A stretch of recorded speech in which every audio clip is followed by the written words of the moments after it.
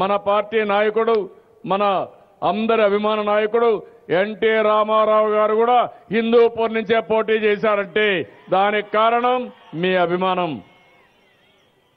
ఈరోజు అదే నియోజకవర్గం నుంచి బాలకృష్ణ గారు కూడా ప్రాతినిధ్యం వహిస్తున్నారు. తెలుగుదేశం పార్టీకి ఈ జిల్లాకు ఒక అవినాభావ సంబంధం ఉంది. అందుకనే మొన్న ఎన్నికల్లో కూడా మీరు చూస్తే 14 సీట్లలో 12 సీట్లు 2 పార్లమెంట్లు గెలిపించింది ఈ అనంతపురం జిల్లా అని చెప్పి కూడా నేను మీకు తెలియజేస్తున్నా. పేదవాళ్లుండే జిల్లా, బడుగు బలహీన వర్గాలుండే జిల్లా, వెనుకబడిన వర్గాలు ఎక్కువగా ఉండే జిల్లా ఈ అనంతపురం జిల్లా. అలాంటి జిల్లాలో ఈరోజు ఒక మంచి ప్రాజెక్టుకి ఈరోజు మనం ఇనాగరేట్ చేసుకున్నాం. ఒకసారి మీరు ఆలోచిస్తే ఇందులో కూడా దగ్గర దగ్గర 1.6 టీఎంసీ నీళ్లు నిల్వ చేసుకునే అవకాశం ఉంది. అదే మరిగా ఈరోజు నేను చూస్తే ఈ నీళ్లు రావడానికి ఎంత ప్రయత్నం చేశామో మీరందరూ అర్థం చేసుకోవాల్సిన అవసరం ఉంది. ఒక పక్కన ఈ సంవత్సరం కృష్ణా నదిలో ప్రవాహం రాలేదు, నీళ్లు రాలేదు. శ్రీశైలం కూడా పూర్తిగా నిండలేదు. నాగార్జున సాగర్కి నీళ్లు రాలేదు. అదే సమయంలో నేను ఒకటే ఆలోచించాను, దూరదృష్టితో ఆలోచించాను. ఏదైతే కృష్ణా డెల్టా ఉందో కృష్ణా డెల్టాకి గోదావరి నీళ్లు తేవాలని ఆలోచించాను. అందులో కూడా ఆ కాలువ, కుడి కాలువ పని పూర్తి కాలేదు.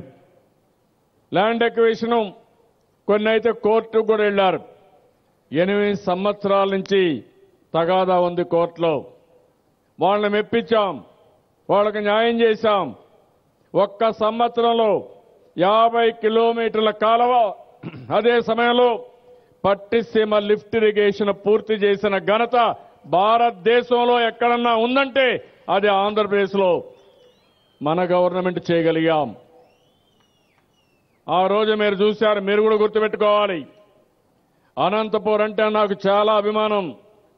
కానీ ఇక్కడ దొంగలు వస్తే కూడా మీరు అప్పుడప్పుడు చప్పట్లు కొడతా ఉంటారు. అది మాత్రం నాకు చాలా బాధేస్తుంది. కొంతమంది పోతున్నారు అవినీతి పరులు, రాష్ట్ర అభివృద్ధికి అడ్డం పడే శక్తులు కూడా ఇక్కడ ఒకరిద్దరు ఆదరిస్తున్నారంటే గెలవరు కానీ భవిష్యత్తులో ఒక్క సీటు కూడా రాదు. కానీ అలాంటి వారి మీటింగులకు పోయిన నష్టమే వస్తుంది. మాటలు చెప్పడం వేరే, అసలు పనులు చేయడం మీరు గుర్తుపెట్టుకోవాల్సిన అవసరం ఉంది. పట్టిసీమ ప్రాజెక్టులో పూర్తిగా వ్యతిరేకించారు. మామూలు వ్యతిరేకత కాదు. దానివల్ల నష్టం వస్తుందని, గోదావరి ఎడారిగా మారిపోతుందని అక్కడ రైతాంగాన్ని రెచ్చగొట్టారు.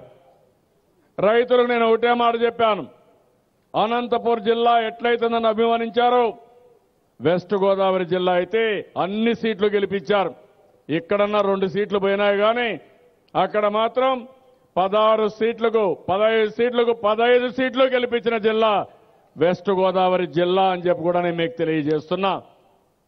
అందుకే నేను చెప్పింది, మీకు అన్యాయం చేయను.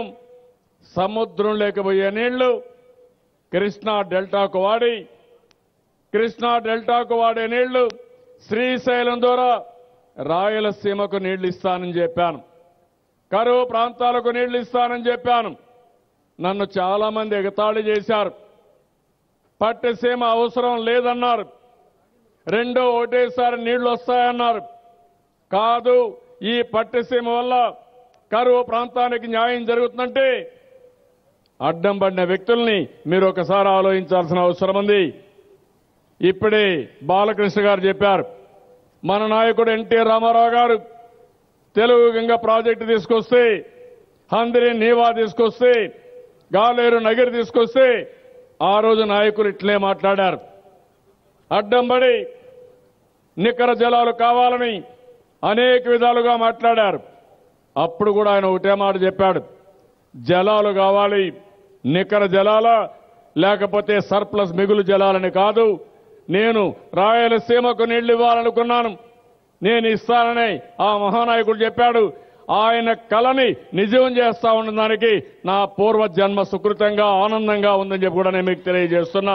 మేనిఫెస్టోలో చెప్పిన మాటల మీద మీరు నిలబడలేనప్పుడు దానిని మీరు తప్పించుకొని మాయ మాటలు చెప్తే మటుకు నేను శత్రువునే, చాలా బలమైన శత్రువుని.